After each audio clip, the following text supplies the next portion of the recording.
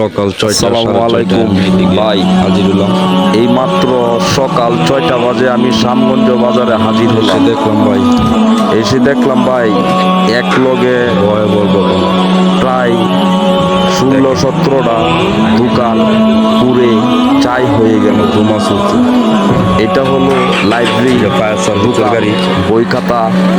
এটাতে প্রায় 40 লাখ টাকার মালামাল করেছে। এই যে দেখেন ফায়ার সার্ভিস, দেখেন কত মানুষ। ফায়ার সার্ভিস আরো আসছিল, তারা চলে গেছে।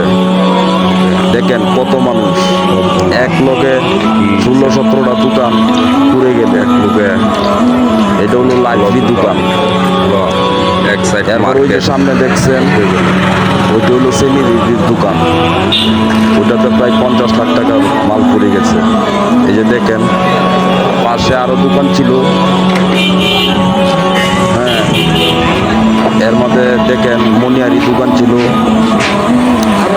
এরপরে মনিহারি দোকানে অনেক কি ছিল।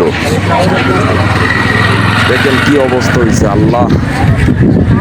আল্লাহ পাক মালিক ভালো জানে ভাই।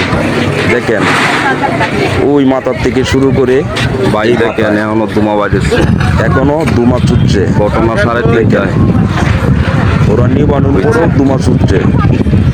দেখেন এই যে দেখেন সিলিন্ডারের দোকান ছিল, প্রায় অনেকগুলা সিলিন্ডারের বোতল ব্লাস্ট হইয়া আরো দুর্ঘটনা ভয়াবহ হয়েছে।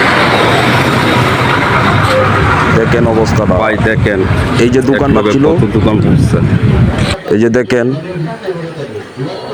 দেখেন আপনারা।